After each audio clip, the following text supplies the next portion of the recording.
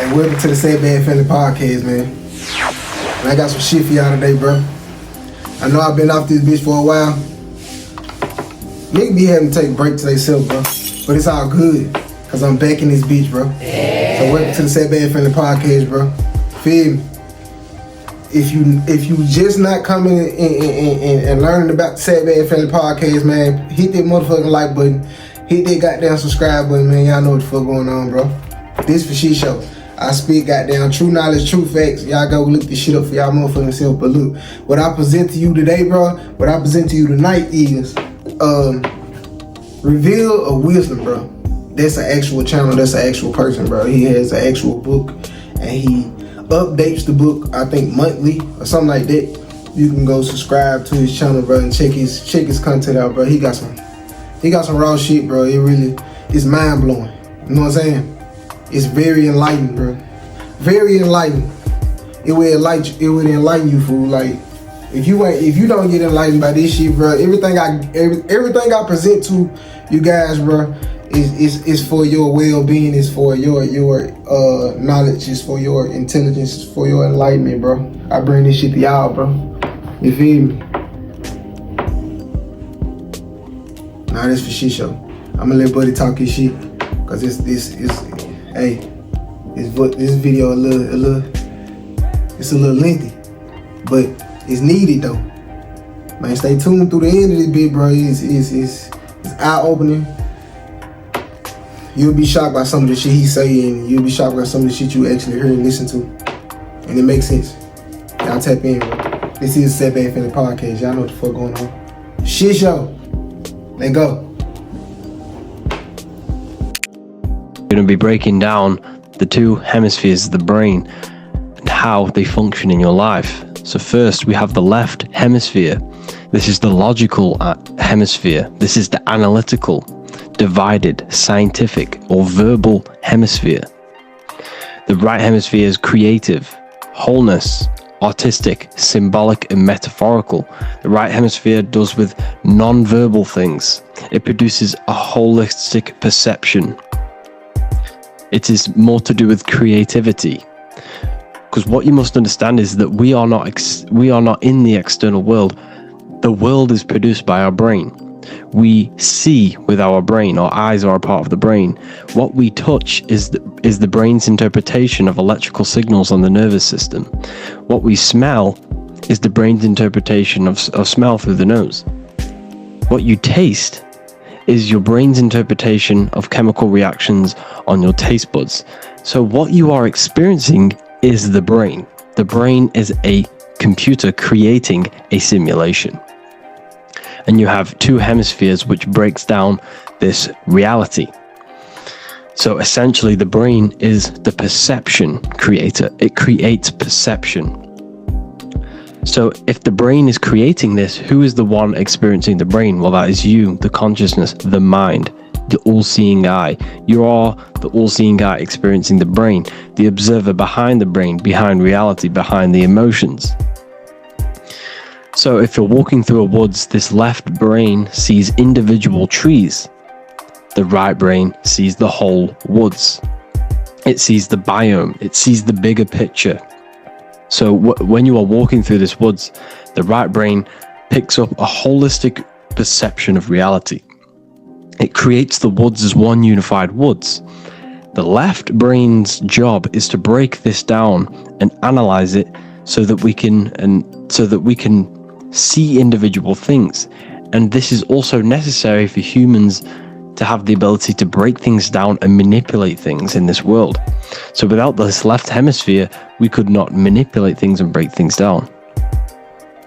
So this right hemisphere is important because it sees the whole woods. It sees humanity as one unified consciousness. However, the left hemisphere sees individual egos. So the left hemisphere is the place of the ego because it only understands it sees the world very divided. Okay, so for example, here's another example of the left and right hemisphere. If someone pulls out in front of you in traffic, your left brain's going to start going crazy and analyzing them, calling them names. The right hemisphere, however, sees the bigger picture. Maybe he didn't see you. Maybe it's just a mistake. Maybe he's in a rush. You see how the two brains are very different. They do the same thing, but they function in different ways. The right hemisphere is feminine, the left hemisphere is masculine. So, like I said, this person pulls out in front of you, you start to think with the left. If you start to perceive that in the left brain, you're going to start analyzing them, you're going to start going crazy and calling them names because you're analyzing it. You're not seeing the bigger picture behind it. You're not seeing it from his perspective. So there is a crossover. So the left hemisphere of the brain controls the right side of the body, the right ear, the right eye. Everything to do with the right side of the body is connected to the left hemisphere, and the right hemisphere controls everything on the left side of the body, including your eyes, your arms, your legs. So everything is crossed over, and even your visual field is crossed over. So this is your visual field, as you can see here, and even the left side of your visual field goes to the right brain. There is a crossover. No one really knows. There's not really a reason for this. However, this is how the human body is designed. As we all know, the human body is the most advanced piece of technology on the face of the earth. They cannot replicate the human body. And they tell you it has no creator. This is crazy. People are that brainwashed, they can't even understand that their body is the most advanced piece of technology. Your body is so advanced, the computers that you use are mimicked of the body. Everything they create is mimicking nature, but they don't show you how intelligent nature is because they don't want you to understand you're in an intelligent design. So anyways, let's get back on track. There is a crossover in the brain, and this is why they teach you to write with your right hand.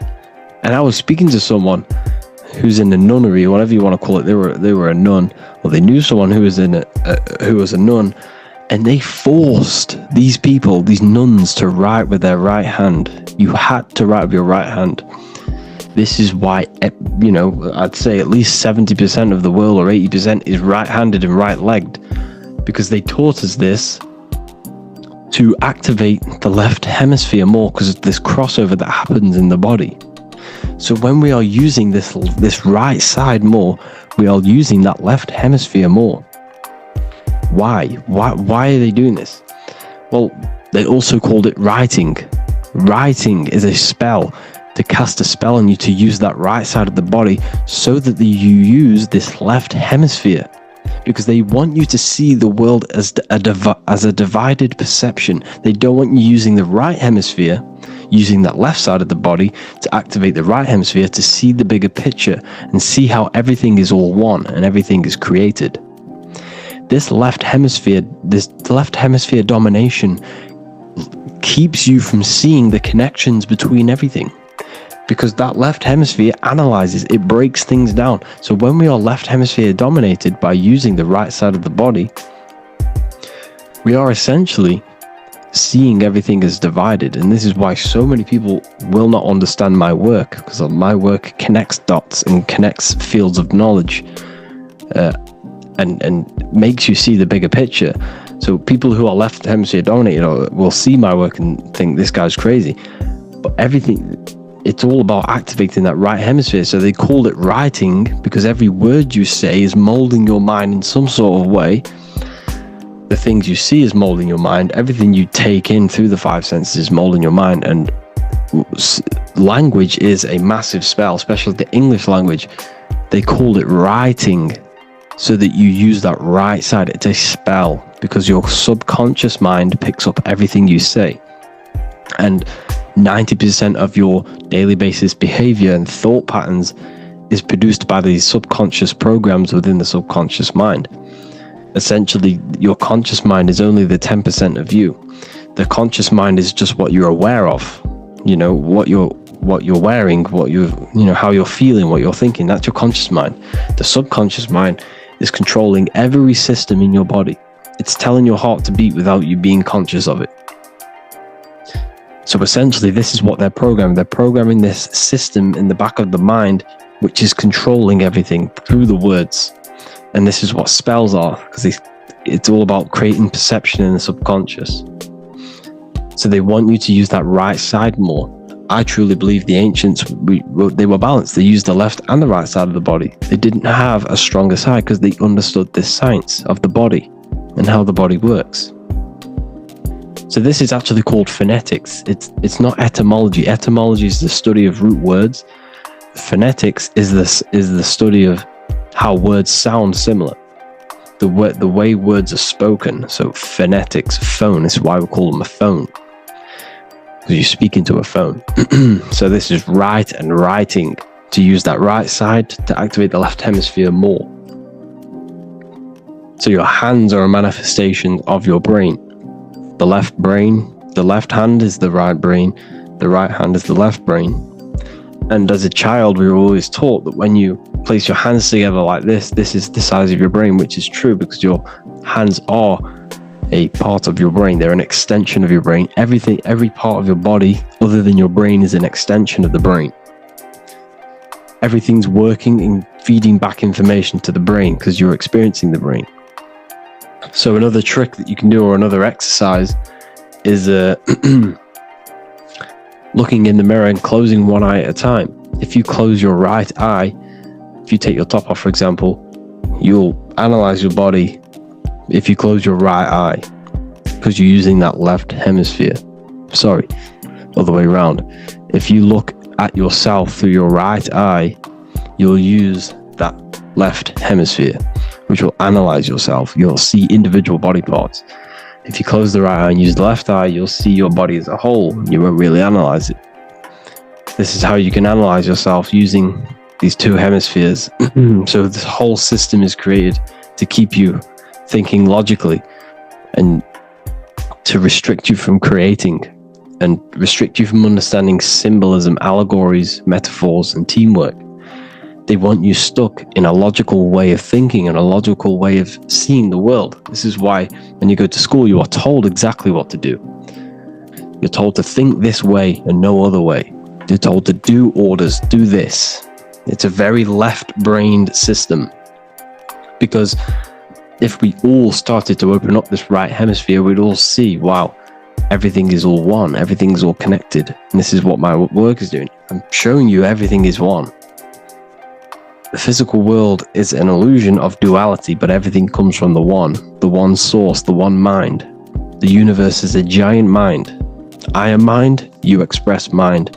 We all possess mind. Behind the physical body is the same mind consciousness. And we are all expressions and fractals of this infinite consciousness called mind. And this is what they don't want us to figure out, is that we are all just one consciousness expressed. It's an infinite consciousness. It's even in the squirrel, it's in the dog. All of these different animals, they're just different bodies, but behind the bodies is the same consciousness, which is mind. That's what the pineal gland is. The pineal gland is not the mind, and it's not the third eye. The third eye is your mind. If you have a closed third eye, it just means you have a closed mind. If you have an open third eye, it just means your mind has expanded from beyond physical things through astral projection and mystical experiences. This is how you gain an open third eye. It's just an open mind. A mind that has astral travel, that has explored the realities within the mind. So everything they do is to keep us in a divided state. Divide and conquer, right? That's their motto. All to keep you thinking how everything is divided. Everything they've done is division. Postcodes, countries, everything is divided. Like football teams and all this stuff. It's also a natural process when you grow up, because as you grow up, your brain is constantly analyzing the world. So this is sort of a natural process of how you become more left hemisphere dominated, because your brain is always analyzing. And unless something awakens you, you can awaken that right hemisphere where you can start to see the bigger picture. Even the music, it's all tuned to 440 hertz, shuts down the right hemisphere of the brain. 440 hertz, Spotify, Apple Music, the radio, every time you turn on the radio, it's tuned to 440 hertz. This was specifically tuned. It never used to be tuned to this. It was in the 1950s. It was changed. The standard music tuning was changed to 440 hertz. because it shuts down that right hemisphere of the brain. They don't want you thinking, seeing the world in this way and perceiving things as one. I'm going to show you. It tells you this in the Bible. Cast the net onto the right hand side of the boat and you will find the fish. What was Jesus saying? This is, you see, people read the Bible and they don't understand it. If the Bible is not talking about you, then it has no meaning. The Bible, everything you read in the Bible is about you and how it can better your life. It occurs to you. So if Jesus says, cast the net onto the right hand side of the boat, this is an allegory. The boat is your body. Cast the net. It's the awareness, the perception, onto the right hemisphere of the brain, and you will find the fish. What's fish? What do fish do? They swim deep in the ocean. It represents the knowledge. Deep knowledge. Cast the net onto the right hand side of the boat and you will find fish. You will find the wisdom. You will gain understanding when you cast that your awareness into that right hemisphere. You will see that I am you and you are me. We are all one consciousness. You will see everything. You'll see that the trees are the same patterns as the nerves in your body. You'll see everything is connected. Everything is a fractal of the one infinite consciousness. And how many fish did they catch? 153. That adds up to 9. This is now numerology. The Bible's filled with numerology. Adds up to 9. What's 9? Human consciousness. It represents consciousness. You're in the womb for 9 months. Feminine. It's all about consciousness. And then Revelation 14. And I looked, and behold, the Lamb standing on Mount Zion. That's the spines, the mountain. With him, 144,000. 144 adds up to 9. It represents consciousness on top of the spine. You see? And he had his name the name of his Father written on the forehead. What's the Father? The higher mind, the higher consciousness within you. Where is that? In the forehead, the pineal gland. The pineal gland is the radio receiver for the higher consciousness. Because every body part of the body has consciousness. Your heart has consciousness. Your gut has consciousness. You are thinking with these different consciousnesses. You think with the gut. You think with your penis. You are thinking with all these consciousness. And it's about raising your consciousness to the higher consciousness, which is the Father, the mind, in the head. Don't think with the lower parts of the body, because that is your animal nature. Think with the higher parts of the body. It's all representing consciousness. How to activate the right hemisphere of the brain? Well, it's all to do with non-verbal things.